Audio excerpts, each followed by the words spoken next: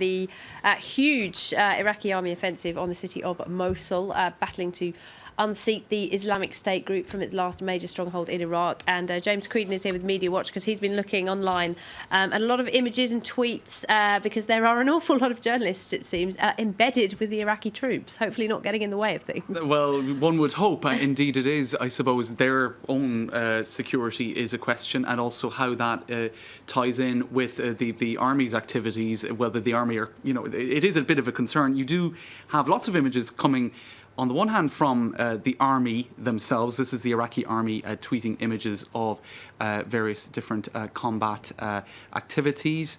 And blended in with that, you have media who are embedded. This is Russia Today. We'll get back to them in a minute because it's another story. They're in the news themselves, They are aren't they? indeed. So you have via Periscope, Twitter and other online social kind of networks, sort of live images coming through via those different media as well. This is a Kurdish media outfit. So you can really live this war in real time, or at least the elements of the war where the camera is present, which is quite a lot of it seems. Here's a journalist for the Daily Telegraph taking a photo with Peshmerga, who apparently decided themselves that the photo should be taken, mere seconds after a car bomb went off. So that gives a sense of the proximity between the journalists and various parts of the troops, because of course you've got Kurdish Peshmerga, you've got the Iraqi army, you've got other elements as well, and the actual combat. This headline, I think, says a lot coming out of that particular photo. This is the CNN reporter. That's right. Reporters near battle for Mosul dangerously close to gunfire. So there is the whole issue of security. He had a close shave, didn't he? He did, Nick indeed. Payton Walsh. So you have the issue of the security of the journalists. Yeah. I suppose you also have the issue of the view of the conflict that is emerging from embedded journalism. Exactly. Yeah. So I didn't actually see people discussing that broader issue this time around, but this is an article that goes back to 2010 because it's discussed every time.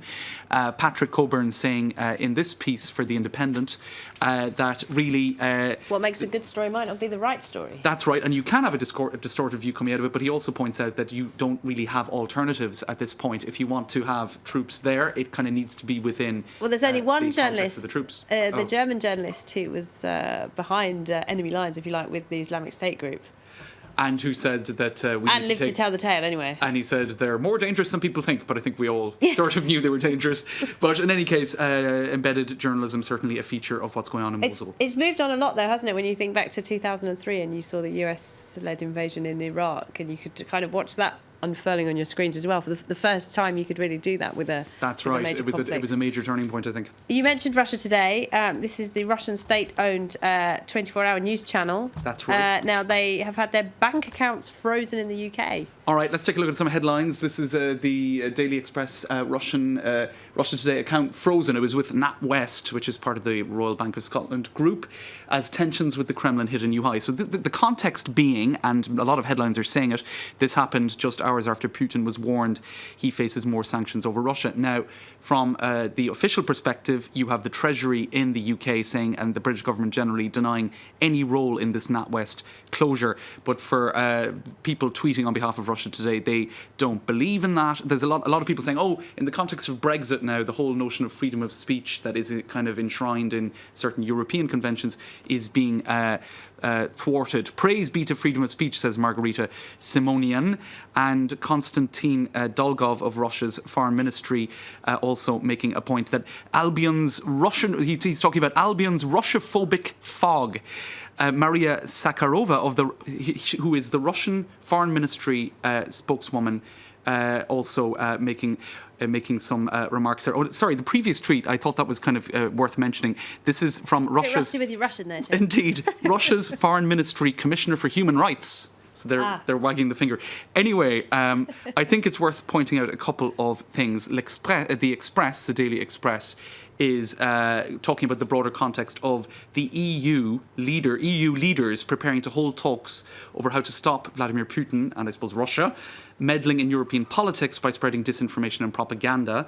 Brussels believes that Russia is deliberately funding far-right and Eurosceptic movements, and indeed there is evidence of that even here in France, where in 2014 the Front National was given a loan of some 9 million euros by a Russian bank. So there are broader concerns about, I suppose, how Europe's freedom of speech rights and possibly protections being are compromised. being exactly. Right. Now, just one further thing to Yes. add: fears about perhaps reprisals for the BBC. for the BBC, and this is being mentioned Russia. by David Clark. He's a former Foreign Office advisor. He's the chair of the Russia Foundation. He said essentially that the BBC's office in Moscow is now going to be in the front line for possible Kremlin reprisals. And he points out that the Kremlin, despite using Russia Today for kind of straight propaganda purposes, this is what David Clark says, for information warfare, they kind of make an equivalence, if you like. They draw a clear equal sign, if you like, between Russia Today and the BBC, even though obviously structurally it's very different. BBC is managed by a trust. There is that cushion between the power and the actual information coming out. All right, So- James. We'll have to leave it there. But thank you very much indeed. James Creedon there.